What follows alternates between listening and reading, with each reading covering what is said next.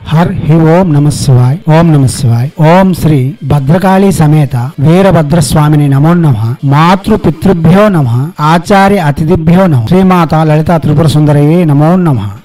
శివశక్తి స్వరూపులారా, మన హైందవ సనాతన ధర్మంలో చాలా విషయాలు విసులుబాటుగా ఉంటాయి. ప్రతి విషయాన్ని క్షుణ్ణంగా తెలియజేయడానికి శాస్త్రములు అందుబాటులో ఉంటాయి. అదే మన హిందూ సనాతన ధర్మం యొక్క గొప్పతనం. మూఢనమ్మకాలు అనుకోని లేక మూడులు అనుకున్నా పర్వాలేదు, ఎవరి యొక్క ఆచారాలు వారివి, ఎవరి యొక్క విశ్వాసాలు వారివి. ఈ రోజు ప్రపంచ దేశాలను వణికించగలిగిన రష్యా లాంటి దేశాలు కూడా సూర్యుడు భూమి చుట్టూ తిరుగుతున్నాడే తప్ప సూర్యుడి చుట్టూ భూమి తిరగడం లేదు అనే విశ్వాసాన్ని కట్టుబడి ఉన్నారు. పూర్వులు ఏ మాట చెప్పారో దానిని ఆచరించి రావడంలో ప్రపంచం ముందంజలో ఉంది. లేనిపోని వితండవాదములు చేసి మనమే జ్ఞానులం అనుకొని దుర్భరమైన అవస్థలకు గురి అవుతున్నాము. మన శాస్త్రములు చదివి మన యొక్క విధానాలు పాటించి ప్రపంచం ముందంజలో పరుగులు తీస్తూ ఉంది. అది మనం గమనిస్తున్నాం, చూస్తున్నాం కూడా మనమే. అయితే శకునములు, అపశకునములు, శుభశకునములు అనే శకున శాస్త్రములు ఉన్నాయి. దానిని మన తెలుగువారు తెలుగువారు గొప్పగానే చేస్తారు. తెలుగు భాష అంటేనే అలంకారయుతంగా ఉంటుంది. దానిలో భాగంగా పూర్వకాలము ఒక మహాముని అంటే కవి సికి నరసింహ అనే మొకటముతో అంటే ఏదైనా ఒక పద్యమునకు చివరి పదము మొకటముగా చెప్పబడుతూ ఉంటుంది. ఉప్పు కప్పు రంబు ఒక్క పోలిక నుండు చూడ చూడ రుచుల జాడ వేరు పురుషులందు పుణ్య పురుషులు వేరయా విశ్వదాభిరామ వినిర వేమ అంటే ఈ పద్యమునకు వినిర వేమ అనేది మొకటం. అదే ప్రకారంగా ఈ శకున శాస్త్రాన్ని కూడా ఒక పద్య రూపంలో తీర్చిదిద్ది ఉన్నారు. ఆ మహనీయుని యొక్క పేరు మనకు తెలియనప్పటికీ అతనిని స్మరించుకుంటూ శకున శాస్త్రం యొక్క ముందుకు వెళ్దాం. ఇది మన తెలుగు వారి యొక్క గొప్పతనమే అనుకుందాం. ఇప్పుడు ఆ పద్యమును చెబుతూ దాని యొక్క భావం చెప్తాం. మొదటి పద్యం. ఇప్పుడు మనం చెప్పుకున్న శకున శాస్త్రము తుమ్ములు వాటి ఫలితముల గురించి ఈ పద్యములు చేయబడి ఉన్నాయి. తుమ్ముల యొక్క శకునము గురించి తెలుసుకుందాం. ఎంత బయటకు ఆర్భాటంగా మాట్లాడినా తుమ్ము అంటే చాలా మందికి ఒక నమ్మకం అయితే ఉంటుంది. అది శకునంగానే భావిస్తారు. అది శుభమా అశుభమా అన్నది ఇప్పుడు తెలుసుకుందాం. ఏ తుమ్ము ఎటువంటి ఫలితాలు ఇస్తుంది అన్నది. అయితే ముందుగా పద్యము చెప్పుకుందాం. రెండుగా తుమ్మిన సఫలము ఖండితముగా దుమ్మి చిదగా మారణమగున్ మెండుగా తుమ్మచు నడిచిన జందును దోషములు నరులకు శిఖ నరసింహ అనగా ఈ పద్యములు కూడా చాలా విపులీకరంగా అర్థం అయిపోతూ ఉంటాయి. దీనికి విశేషంగా అర్థం చెప్పవలసిన అవసరం అయితే లేదు. అయితే విశేషంగా వర్ణిస్తూ ప్రసంగం పెద్ద చేయడానికి ఇష్టపడగా మీకు సునాయాసంగా చెప్తున్నాను. సహజమైన భాషలోనే అందించడానికి ప్రయత్నం అయితే చేస్తున్నాను. ప్రయాణం బయలుదేరేటప్పుడు ఎవరైనాను రెండు తుమ్ములు తుమ్మినా కార్యము సఫలమగును.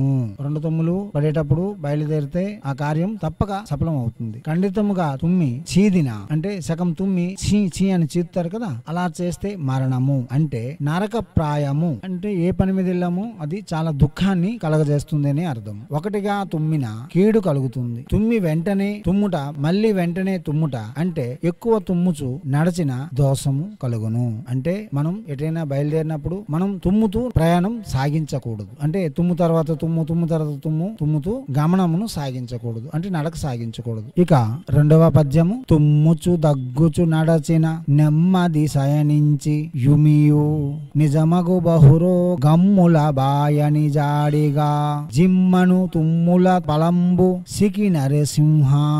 ప్రయాణికుడు తుమ్ముచు దగ్గుచు ప్రయాణము చేయరాదు. తుమ్ముచు పడక మీద నుండి ఉమ్ము వేయరాదు. అట్లు ఉమ్ము వేసిన బహురోగములు కలుగును. అంటే పడక మీద శయనించున్నప్పుడు తుమ్ముతూ మంచం దిగకుండా ఉమ్మకూడదు. ఇప్పటికి కూడా మన పెద్దలు ఎవరైనా సరే పడుకొని తుమ్మితే నాన్న లెగిసి కూర్చో తర్వాత మరలా పడుకో అని చెప్తారు. ఎందుకంటే పడుకొని తుమ్మడం అనేది దీర్ఘ వ్యాధికి కారణం అవుతుంది. దివ్యాత్మ స్వరూపులారా, ఇక మూడవ పద్యం. పసిబాల శిశువు లంజయు పసిగల బాలింత తుమ్ము బంగారు సుమి విషమాల కుంటి క్షుతమణ సిన బహుకార్యముల సిద్ధి సికి నరసింహ. 4 సంవత్సరాల లోపు వయసు గల పసి పిల్లలు తుమ్మిన, వేశ్య మరియు బాలింత తుమ్మిన చాలా శుభదాయకం. బాలింత అనగా పురుడైన ఆడపిల్ల. అప్పుడు ఏ పని ప్రారంభించినా శుభమే జరుగుతుంది. మరియు వేలి మలవారు అంటే వేళ్ళు వంకరగా ఉన్నవారు, కుంటివారు తుమ్మిన ఆ సమయంలో ప్రయాణము కార్యము సఫలమగును. ఇక 4వ పద్యం.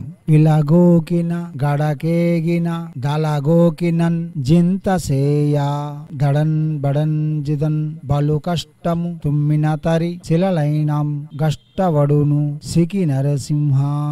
తుమ్ముతూ తలగోకు గోకుచున్నను, తుమ్మి ఆవులకు బోయినను, తల గోకినను, చింతగా ఉన్నను, తడబడినను, సీదినను, పెక్కు కష్టములు కలుగును. అంటే తుమ్మిన తర్వాత భూమి గోకడం, లేక భూమి గోకుతూ తుమ్మడం, ఆవులకి ఏవలకు తిరుగుతూ తుమ్మడం, లేక తల గోకుచూ తుమ్మడం, చింతిస్తూ తుమ్మడం, ఇవన్నీ పెక్కు కష్టాలకు దారితీస్తాయి అని ఈ పద్యం యొక్క భావం. అదే ప్రకారంగా 5వ పద్యము ఇప్పుడు విందాం. లేచిన శుభమగు దుమ్ముచున్ గూర్చుండిన నీళ్ల కడను గొరుగుచూనుందన్ నాచుక జగడమున్ చేసిన శ్రీ చతురా కార్యహాని సికి నరసింహ. లేచుచు తుమ్మిన శుభప్రదము, కూర్చుండి తుమ్మినను, నీటి దగ్గర నుండి తుమ్మినను, గొనుగుచు తుమ్మినను అంటే గుజుగుజులాడుతూ తుమ్మినను, కలహించుచు తుమ్మినను కార్యహాని కలుగును. ఇక 6వ పద్యం. ఇనుమును వెండియు ముట్టినగాను గుణంజుడున్ గార్యమెల్లన్ గాంచును, తామ్రమును జయము తుమ్ముచును ఏడ్చిన నది నంటుగా శుభంబు సికి నరసింహ. ఇనుమును వెండిని తాకినను చూచినను కార్యము చెడును. తుమ్మి ఇనుమును గాని వెండిని గాని చూస్తే ఆ కార్యము హాని జరుగుతుంది. కంచును రాగిని తాకినను చూచినను జయము. తుమ్మి పైవానిని అంటే మీకంటే మీదుండేవారిని లేదా మీకంటే పెద్దవారిని అంటే మీకంటే జ్యేష్ఠులను తాకితే శుభములు కలుగును. ఇక 7వ పద్యం గురించి చెప్పుకుందాం. తొత్తును గర్భిణి గొడ్డును ముత్తైదువు విధవా గుడి ముండల తుమ్ముల్ గుత్తగా మరణంతముని చిత్తము దయసేయుమయ్యా సికి నరసింహ. లంజె గర్భిణి, స్త్రీ, గొడ్రాలు, ముత్తైదువు, విధవ, గురుడ్డివారు వీరి తుమ్ములు మరణమును కలగజేయును అనగా అత్యంతమైన హానిని కలిగించును అని ఈ పద్యం యొక్క భావము. ఇక 8వ పద్యం. చాకిత గాండ్లాది చిప్పేది మూకది నేరు కలది మొండి ముక్కిడి వారల్ ఏ కడ దుమ్మిన దుఃఖమే చేకూడదు పలమోకింత సికి నరసింహ.